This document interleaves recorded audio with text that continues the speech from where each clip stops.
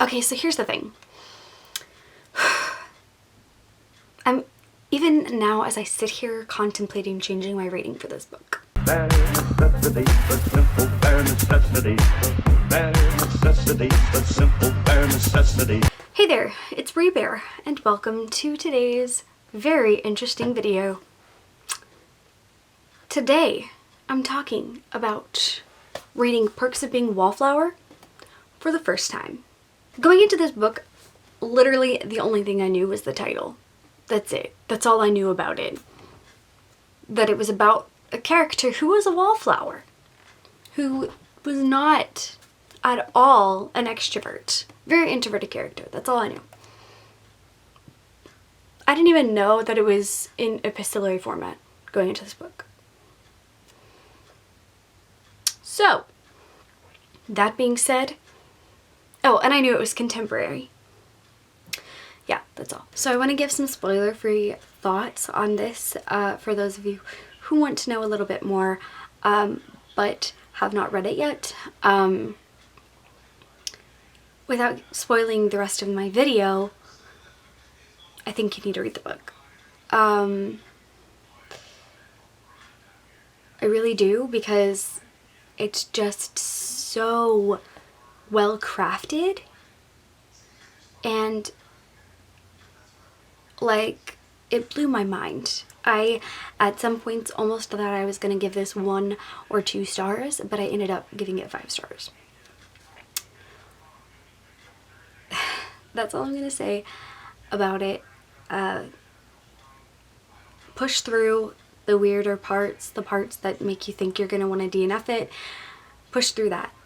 Seriously, push through it, because when you get to the end, it will explain itself from almost everything that at the time seemed stupid or cringy or disgusting. It was all with purpose or with intention, and wow. Alright, that said, let's get into the vlog footage. I have no knowledge going into this other than the fact that the title makes it sound like it's about a character that lives on the sidelines and is an introvert. That's pretty much all I know, and that's just taking what I can from the title. So we'll see how it goes. I apologize that I look a mess, but I'm just going over to my sister's. So I'm 2 paragraphs into the book, and I'm already intrigued. I like the writing style so far. I'm intrigued by the way that this character thinks, and like how in-depth they're going, and like actually talking about things, not just like skimming over them, which we do so much in our society. So I'm interested to see how it goes, but again, 2 paragraphs in, already pulled in, already interested, already intrigued. We'll see how it goes. Okay, so now I'm on page 7, or if you're wanting to go by the sections that I'm on, September 7th. So initial thoughts are that this really reminds me of the Go Ask Alice style of book. Very similar feeling in the writing itself, as well as the format, as well as the fact that it's pretty hard-hitting in the initial vibes. Like, I'm getting the vibe that this is going to be a hard-hitting contemporary. Because this character really recognizes people being unhappy and dealing with things the wrong way. So far, I'm really interested in seeing how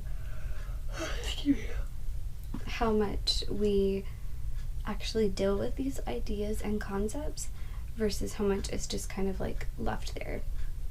Because like just from the beginning, there have been a couple moments with the dad that I wasn't very much a fan of at all. And I'm kind of curious to see going forward how that continues to expand, because at the moment, like, the dad has said some things that I'm not okay with, and I wonder if it's going to continue to be like just in the background, or if it's going to come to the front at any point in the book. That's really short, so who knows. Yeah. Also, I just now thought about the fact that I'm not tabbing any differently than I have been lately, which is literally just 3 colors, one for likes, one for dislikes, and one for other. I just really simplified my tabbing system, so when I sit down to talk about this, I don't know how it's gonna go because I don't know if I'm gonna end up changing or adding anything to how I annotate this. The things that I'm wondering about is if the whole dad thing is gonna kind of resolve itself or be discussed further, because like just off the front, we're getting a character who lost a friend through suicide and whose brother says, suck it up before you get home. You need to stop crying before we get home. And that bothers me. That should not be an issue. Like, he should be allowed to have feelings and experience them and express them and work his way through them.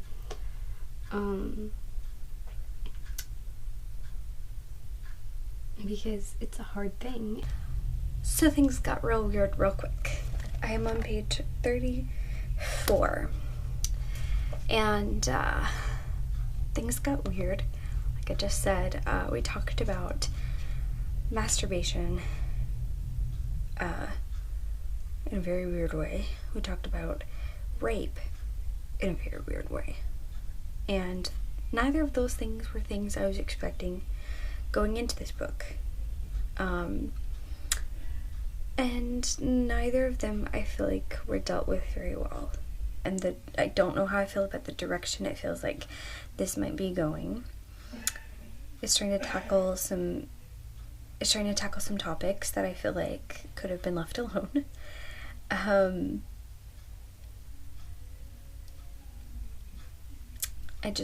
don't know, guys. I don't know.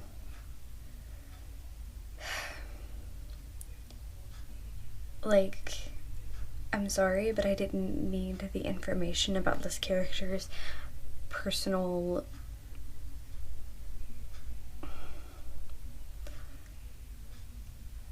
sexual interactions with himself. Didn't need that. I did not need to know that he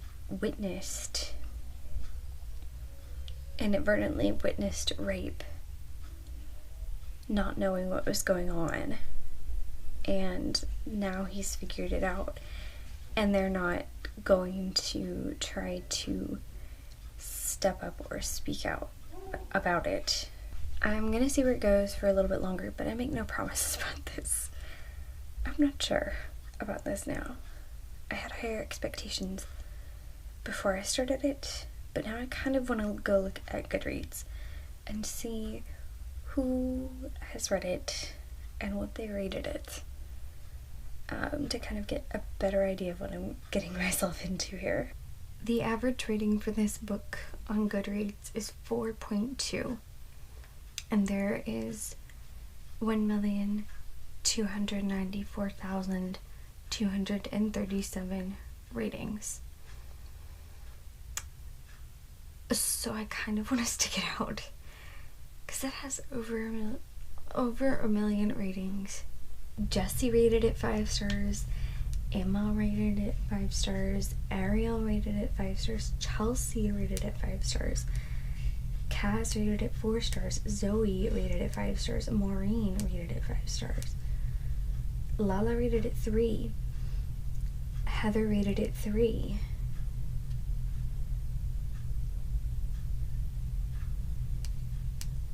so I I do want to give it a shot, because like I trust Maureen and Zoe and Kaz and Chelsea and Ariel and Emma and Jessie. I don't necessarily always agree with their opinions, like on their ratings, and they do rate some books higher than I would, but they all rated it 4 and 5. And even, like Lala rated it 3, and that's a pretty high rating from her. I guess a high, like, that's more of a, oh, it's not a me book, but it's not a bad book, is like her 3-star. I don't know, dude. I don't know. I just feel like Jessie wouldn't have liked this if it stays weird. So I'm gonna hang in there. But also keep in mind that these ratings are from 2012, 2013, 2011, 2014, 2012. So,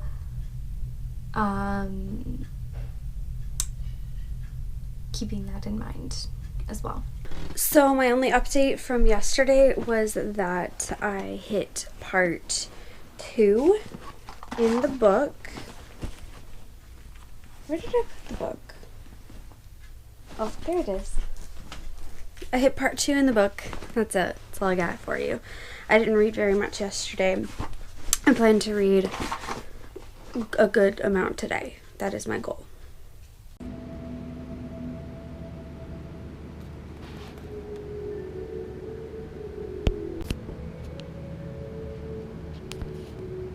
So on page 55, I've been keeping notes to talk about when I get to the vlog sections. So page 55, wondering if there is an actual plot to all of this, or if it's more of a poetry-esque slice of life-ish type thing. Got to part 2, and I was also wondering, I was about halfway, still no plot. So then just now, as I was reading, it dawned on me that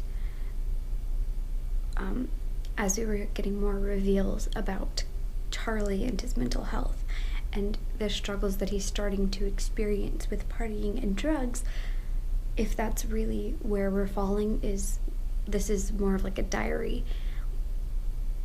type thing, following the descent of a character and them trying to work through their own problems and things like that.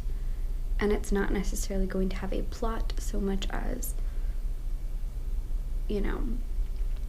we were getting to know the characters and now we're seeing them in new situations. Does that make sense? Like very much like the Go Ask Alice series of books is what I'm thinking now that we're getting into, is that it's really more of, these letters are more of diary entries than anything else, that we're seeing him experiencing these changes in his life and trying to figure out how to live,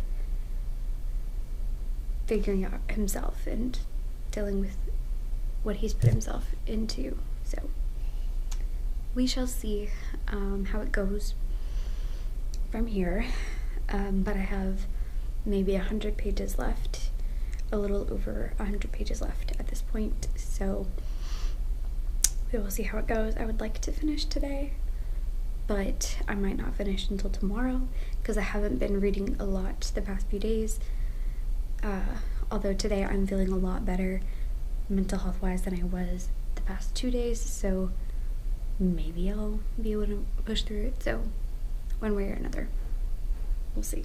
So things got intense for a sec. I got to the part where Charlie's sister gets pregnant.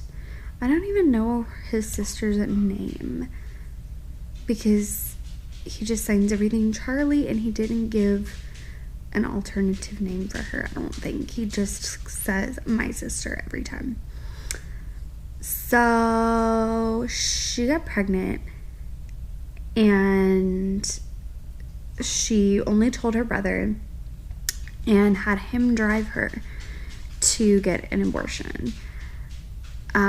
So we just tackled a lot all at once, and I have thoughts about it because, like, dude, like, this is 1999 that this came out, so it definitely was a lot to put in a book for kids or, like, teens to read. But, like, regardless of my personal beliefs or opinions on the matter, some people would have chosen what she chose and some people would have chosen otherwise. And whether I believe that one is right or the other was right doesn't matter.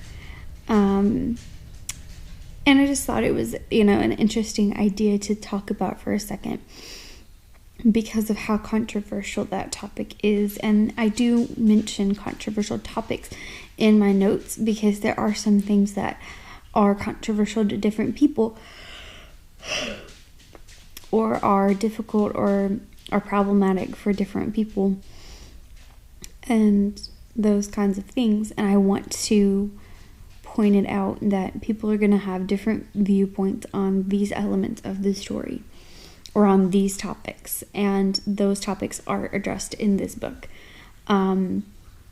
But for me, typically most of those elements aren't going to affect my enjoyment of the story, except for in the case that it is addressed poorly. But, like, that's the first time that we saw any kind of actual relationship development or character development, I feel like, in the whole book.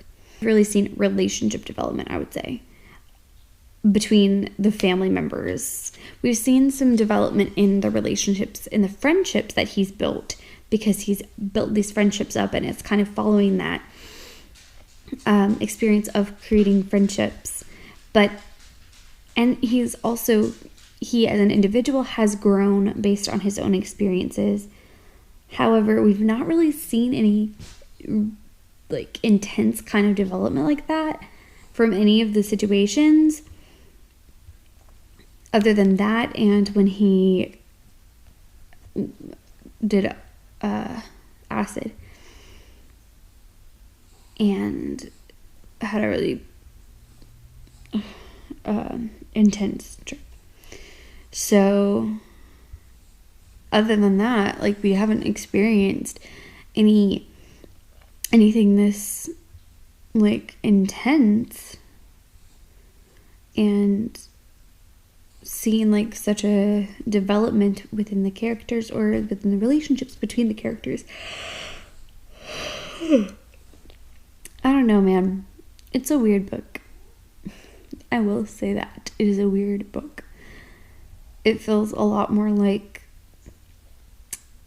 a slice of life feel than like a specific plot is happening. Like, I don't feel like there's, at the moment, I don't feel like there's any good conclusion because there's not something that I'm anticipating. I don't see any rising action. I don't see a purpose to the story other than we're seeing this kid figuring out his life. I don't see where we're going to get a climax or a conclusion of any kind of resolution because I don't see the question that we're trying to answer. And so I guess that's the real thing for me, is that I don't know what I'm supposed to be looking for in the story. I don't know what question the story is trying to answer. Because that's every plot should be able to be boiled down to a question. In a love triangle, which guy or which girl or which person are they going to choose? In a chosen one trope, will they defeat the villain? Will they, rise up and fill the role that they're meant to fill? Whatever, in a whatever kind of plot, you can turn the plot into a question, but I don't know what the question is here. So I don't know. I don't know. That's like what's weird about it to me is like I don't know what the question is. Cuz like even in the other ones, like I know what the question is because it's about like there are all these other things happening in their lives, but it's really about their battle with drugs. I don't know what this is about. It's not about a battle with drugs so much. Like, yeah, he's battled with drugs. He's battled with smoking. His sister is battling with, you know, her own problems. Abuse is relevant in several of the characters' lives. Both, you know, in their pasts and some in their present. Like, I don't know how to... I don't know. It's just weird, and I don't know what we're trying to figure out here. I don't know what we're trying to see happen. So, I don't know. I have less than 100 pages, and I don't know what question this story is trying to answer, so we'll see what happens. So, I'm starting to understand why people love this book, because I'm starting to connect to it a lot.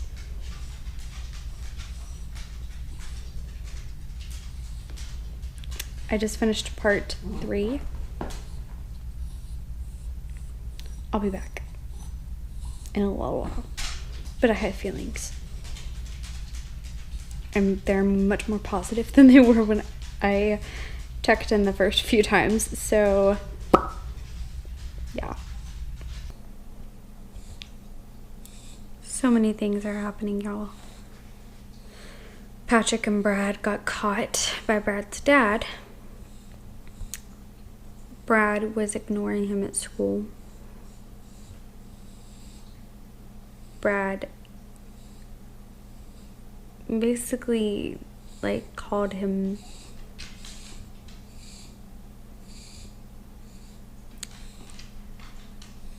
a very derogatory term in the cafeteria just now. Are things about to start happening between Patrick and Charlie? Because I don't ship it. I don't ship it. I don't ship it. Okay, so I don't have any plan going into this video. We'll just see kind of where the wind takes us here. Let's pull up ye old Goodreads review. Let's start there. Let's start by talking about this or that. Plot or character driven. This is definitely character driven. Light or dark tone. It's definitely dark tone. Hard or soft world structure. I said soft because I don't think it really tells you much about the space you're in. Throughout the book, you don't really know much about the surrounding things or even what somebody's wearing, you know, that kind of stuff. Not really big on descriptions. But it is narrative heavy in the fact that he's kind of just telling you what's going on, but it's not necessarily action per se, and it's not necessarily dialogue per se. So, categorized ratings. Plot development, I gave a 3. Character and relationship development, I gave a 5. Loved the character and relationship development in this. Dialogue, I gave a 4. World setting, structure, descriptions, I gave a 3 because it wasn't really present per se, so, but it wasn't bad. It just wasn't really there. And it was okay that it wasn't there because it was told in letters. So it kind of made sense.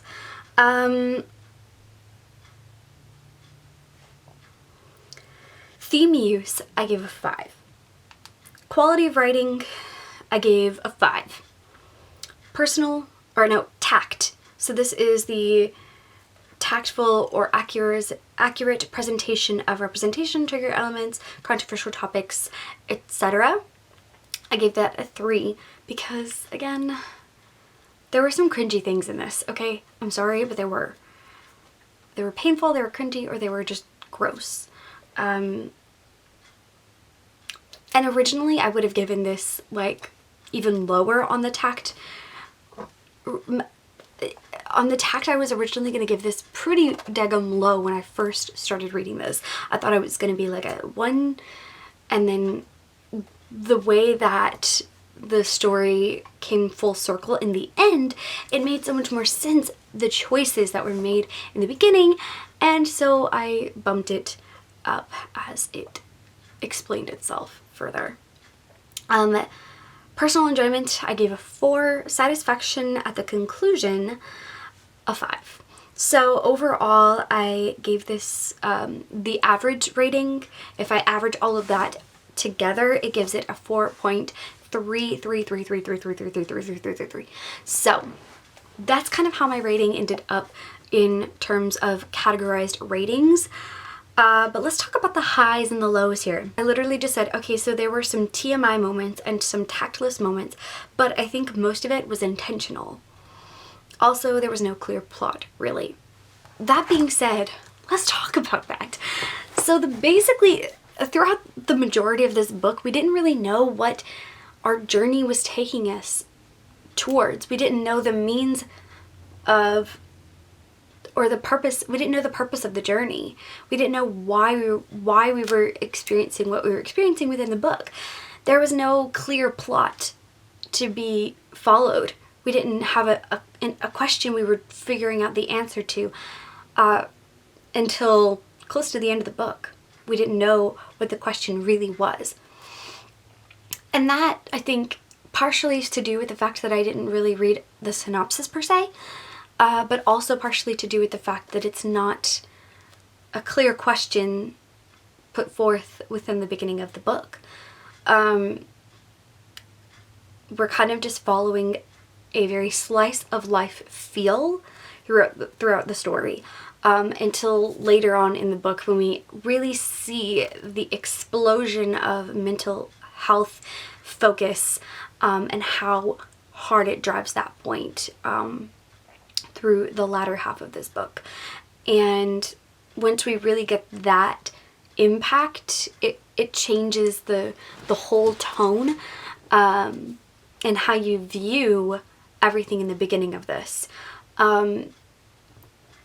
At first, within the first part of this book, you can see that most of my orange tabs are before the 100-page mark in that first half, and then there's only 2 orange tabs in the second half of the book. And there's a reason for that. It's because there was a lot of tactless things in the beginning as opposed to the end, because the end was kind of explaining the choices of the beginning of the book. So as far as dislikes throughout the beginning, let's talk about those. The whole masturbation thing was disgusting and unnecessary, even in the context of what we were trying to get at. I think it was not the best in terms of how it was done. I think that the idea of it makes sense in its necessity for the overall story because of the aunt in the end and the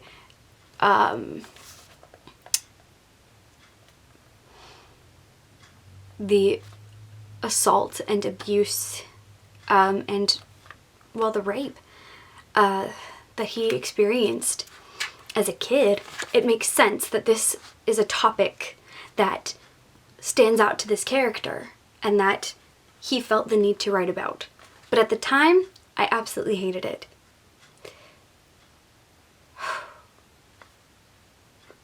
And it was gross. I just don't want to read about that. The way that it was written, I don't want to read about it. Okay, so here's the thing. I'm even now as I sit here contemplating changing my rating for this book. But we're going to go through the things that I marked as dislikes first. We have him calling a character crazy, or saying that so-and-so is crazy, but because da-da-da-da-da, because of this and that and the other. And the way that it talks about it and this character's mental illness.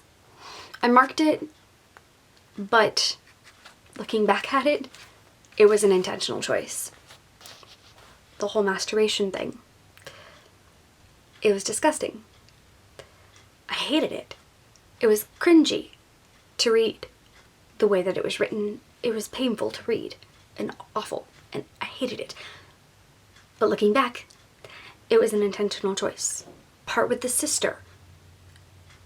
And him walking in on her with her boyfriend. And the way that she responded to that situation. It made me mad. I hated it. But it was an intentional choice. This one, I don't think necessarily was an intentional choice. I just think it was weird and kind of unnecessary. But it was talking about, they were talking about their neighbors, and he said that, I don't know if they're nice or not because they don't have children. It was completely irrelevant to anything else in the story. It was just weird, kind of random. I don't know. But it wasn't intentional, but it wasn't, I don't know. I guess it wasn't necessarily a bad thing. It bothered me because it was so irrelevant. Like, the two things that have nothing to do with each other. I don't know. It was just weird. But I tapped this part. I don't know if it's better to be close with your daughter or to make sure she has a better life than you do. I just don't know. And I tabbed it saying, but you can do both, which I wish had been discussed on page. But again, I think it was intentional. The whole thing with the Native American marijuana pipe, again, intentional, although it really did. I don't think it was a good thing at all, and I wish it could be eliminated, but I understand why it exists in the book, but I still hate it. Okay, some very disgusting random side note thing about the cows and the mama cow and the baby cow and the grossest thing that had nothing to do with anything, and I don't think needed to happen and was not intentional, and I wish it was not in the book because it was disgusting and irrelevant and gross. And did I mention it was gross? A character getting stoned with their guidance counselor.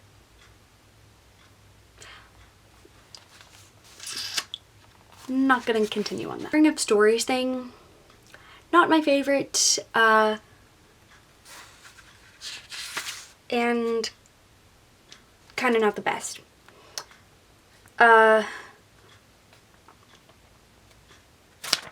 But, you know, those are the things that I marked as dislikes in this book. So, of those, I think literally just 2 of them, I said, were things that I just think that could have been eliminated from the book. Everything else was intentional choices.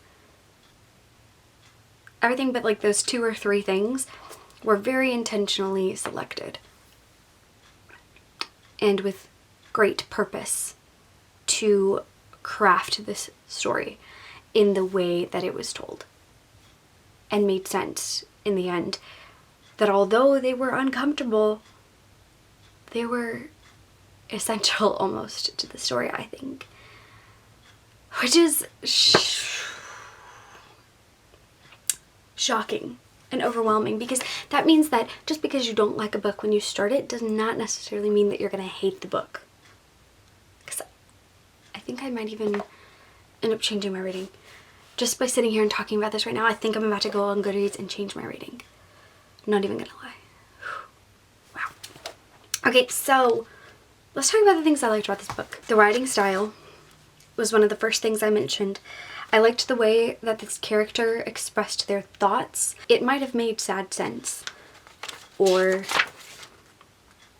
I want you to know that I'm both happy and sad and still trying to figure out how that could be. Some funny moments too. He has very nice brown hair and he wears it long with a ponytail. I think he will regret this when he looks back on his life. The whole thing with the MASH episode, oh my heart, so sweet. Such a good relationship development. And honestly, like holy cow, the relationship development between the main character Charlie and his sister, oh my gosh. Oh, so incredibly good. Sometimes people use thought to not participate in life. I feel infinite. To Charlie, that whole scene was so cute. And in that moment, I swear we were infinite. It's like he would take a photograph of Sam and the photograph would be beautiful, and he would think that the reason the photograph was beautiful was because of how he took it. If I took it, I would know that the only reason it's beautiful is because it's of Sam. I want to make sure the first person you kiss loves you, okay? I just want to make sure of that, okay? Kind of the whole way that Charlie describes his kind of spiral into like going into a bad place, mentally speaking.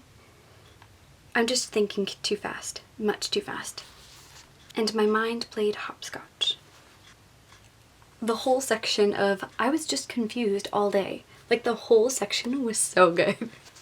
My heart, everything on this page, oh, it just made my heart so sad.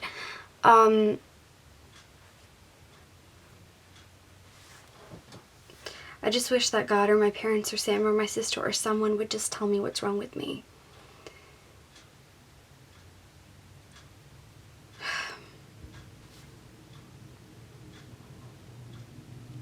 It was just, wow. Just like, my soul. My soul.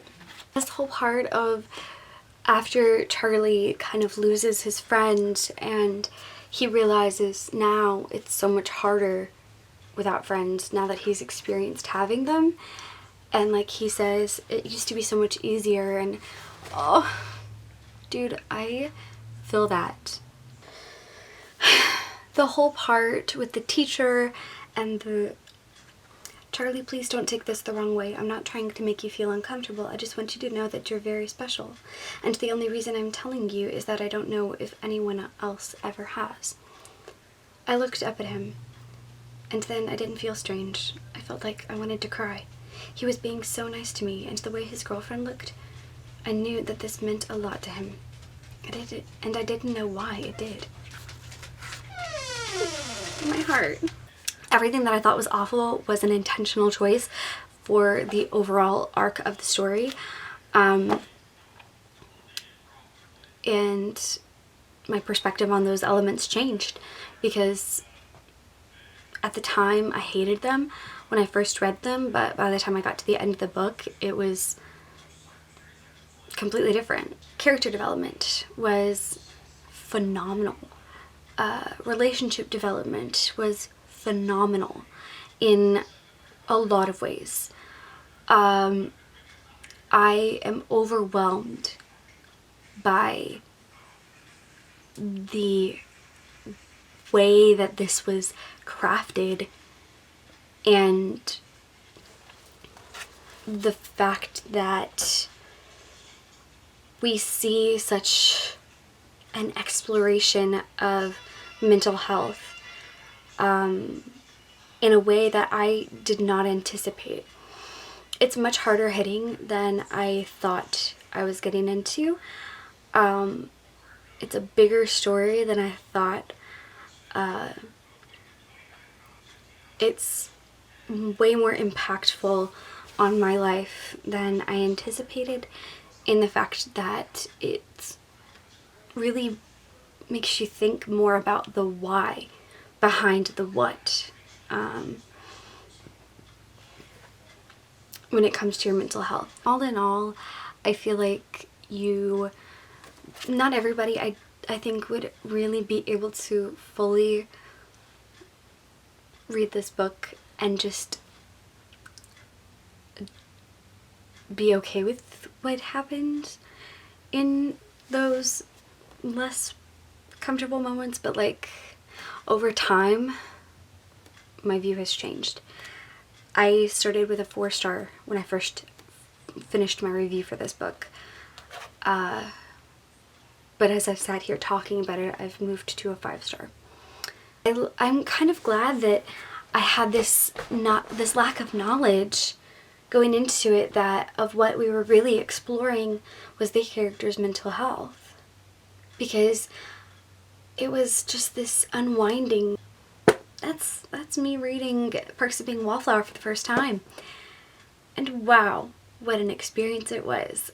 If you haven't seen any of my other first time reading videos, make sure to check out the links below and in the card. That will lead you to some of my other first time reading experiences for some of the other books that I've either read or finished a series for the first time. Thank you guys so much for watching. I hope you have a great rest of your day or night, whatever time it is for you.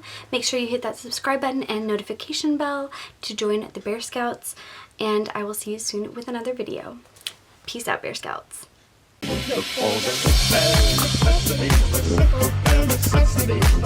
About your worries and your stress. I mean it,